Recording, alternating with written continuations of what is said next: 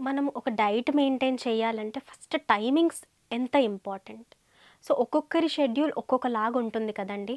So, దానివల్ల ప్రతి ఒక్కరూ ఎగ్జాక్ట్‌గా డైట్, టైము ఫాలో అవ్వాలి అని రూల్ కూడా లేదు. బట్ మనకి వీలైనంత వరకు ఫాలో అయితేనే మంచిదని నేను సజెస్ట్ చేస్తాను. ఎప్పుడైనా కానీ మన బ్రేక్‌ఫాస్ట్ 10 లోపు అయ్యేలాగా చూసుకోండి.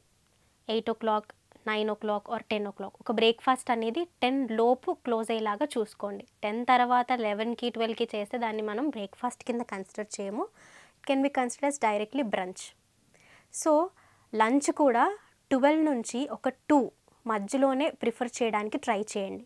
మనం ఎప్పుడైతే లంచ్‌ని 3 పీఎం, 4 పీఎం వరకు ఎక్స్టెండ్ చేసుకుంటూ ఉంటామో అక్కడే మనకి ఈవినింగ్ టైమ్స్‌లో తీసుకోవాల్సిన హెల్తీ స్నాక్స్ తీసుకోకపోగా అరౌండ్ మళ్ళీ 7, 8:00కి మళ్ళీ జంక్ ఫుడ్ మీద క్రేవింగ్ వస్తూ ఉంటది. ఈ జంక్ ఫుడ్ కూడా ఆర్ ఈ క్రేవింగ్ కూడా ఒక పర్టిక్యులర్ టైప్ ఆఫ్ హార్మోనల్ ఫ్లక్చుయేషన్స్‌కి దారితీస్తుంది.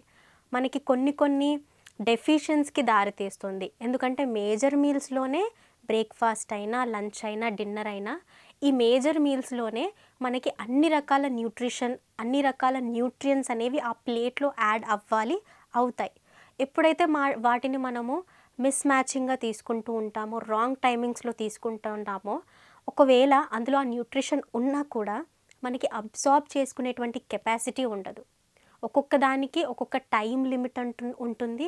ఒక్కొక్క దానికి ఒక్కొక్క యాక్టివిటీ అంటూ ఉంటుంది. సో, అలా మనకేంటంటే క్రమక్రమంగా న్యూట్రిషన్ అబ్సార్ప్షన్ అనేది ఫెయిల్ అయిపోవడం వల్ల, న్యూట్రిషన్ డెఫిషియన్సీ కనిపించడం వల్ల కొన్ని హార్మోనల్ ఫ్లక్చుయేషన్స్ అనేవి ట్రిగ్గర్ అవుతూ ఉంటాయి. అది ఏ హార్మోన్ అయినా పర్లేదు. బట్ ఏంటంటే మనకి ఈ స్వీట్ క్రేవింగ్స్ అవ్వచ్చు, సాల్ట్ క్రేవింగ్స్ అవ్వచ్చు, స్పైసీ క్రేవింగ్స్ అవ్వచ్చు అండ్ ఆయిలీ క్రేవింగ్స్ అవ్వచ్చు. ఇవన్నిటికీ ఈ న్యూట్రిషనల్ డెఫిషియన్సీస్ అనేవి దారి తీస్తాయన్నమాట. సో, లంచ్ అనేది ఎప్పుడు కూడా 2 లోపు ఉండడానికి ట్రై చేయండి. అగైన్ మన dinner.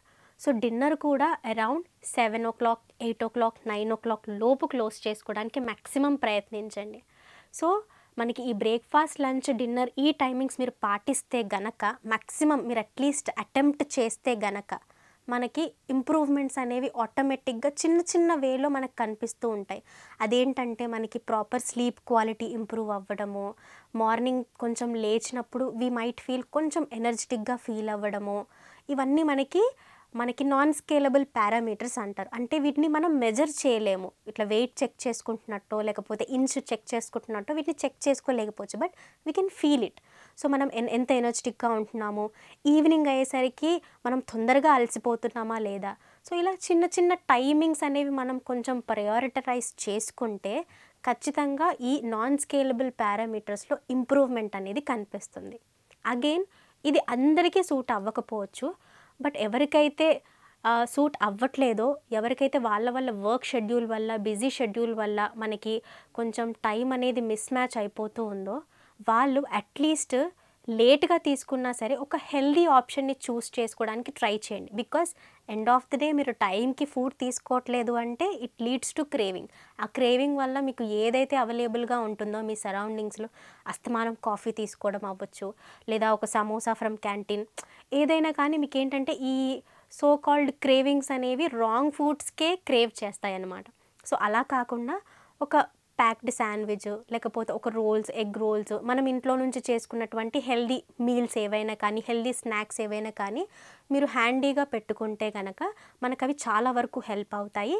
And at the same time me dinner కూడా క్లోజింగ్ టైం అనేది కొంచెం ఎక్స్టెండ్ అయినా కూడా మీ డిన్నర్‌కి, స్లీప్‌కి మినిమమ్ ఒక 2 అవర్స్ ఆఫ్ గ్యాప్ అయినా ఉండేలాగా చూసుకోండి.